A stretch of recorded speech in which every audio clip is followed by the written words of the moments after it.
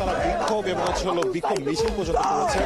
আমি বলি রাত 10টার দিকে ঢাকা কলেজের যে ফটক রয়েছে সেই ফটকের সামনে থেকে প্রায় 3 শতাধিক ছাত্র, বৈষম্য বিরোধী ছাত্র আন্দোলনের সাথে যুক্ত ছাত্ররা তারা কিন্তু বের হয়েছেন এবং বের হওয়ার পর কিন্তু তারা সায়েন্স ল্যাব নীলক্ষেত প্রদক্ষিণ করে এখন কিন্তু তারা আসলে ঢাকা কলেজের যে প্রধান ফটক সেই ফটকের সামনে কিন্তু তারা দাঁড়িয়ে আছেন এবং বিক্ষোভ করছেন। তারা মূলত বলছেন যে মেডিকেল পরীক্ষায় যে ফলাফল প্রকাশ করা হয়েছে সেখানে কিন্তু আসলে কোটার ব্যবহার করা হয়েছে এবং সেটির ধিক্কার কিন্তু তারা জানাচ্ছেন এবং সে পাশাপাশি বলছেন যে জুলাই আগস্টে যে গণ অভ্যুত্থান কোটা বিরোধী আন্দোলন নিয়ে যে হয়েছে সেটির আসলে কি থাকলো।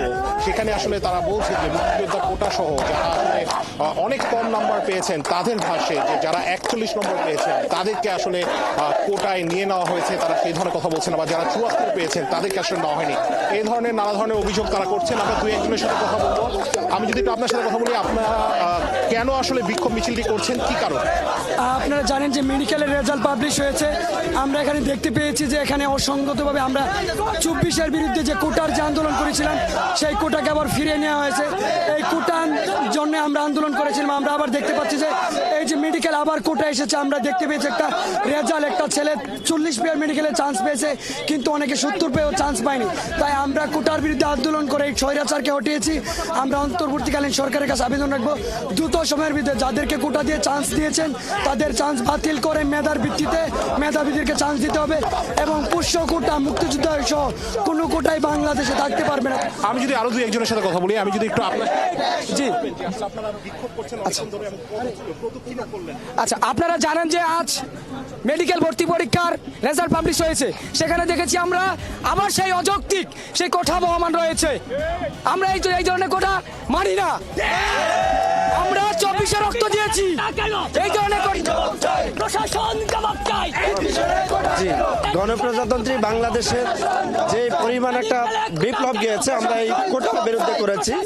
তারপরেও যে আমরা এরকম যে আবার সেই কোটার সম্মুখীন এবং মুখোমুখি হতে হবে, এই আন্দোলন করতে হবে, এটা সত্যি লজ্জাজনক বলে। আপনারা আসলে কিভাবে বুঝলেন যে আসলে এখানে কোটা ব্যবহার করা হয়েছে এবং সেই বিষয়টি আপনারা কিভাবে? আমাদের হচ্ছে এখানে 40 পেয়েও একটা স্টুডেন্ট মেডিকেলে চান্স পেয়েছে আর 70 প্লাস পেয়েও একটা স্টুডেন্ট চান্স পায় নাই। মেধাবীদের মূল্যায়ন এখানে সঠিকভাবে হয় নাই, এজন্য আমরা আবারও সেই রাজপথকেই বেছে নিয়েছি। এবং আপনারা আসলে কোন রকমের কোনো কিছু দাবি কি বা কোনো কিছু তুলছেন কিনা, বা হচ্ছে এতক্ষণ ধরে প্রদক্ষিণ করলেন, বিক্ষোভ সমাবেশ করছেন, কি বার্তা দিবেন?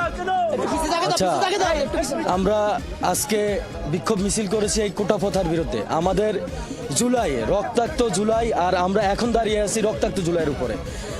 আর এই জুলাই হয়েছে মূলত কোটা প্রথার বিরুদ্ধে।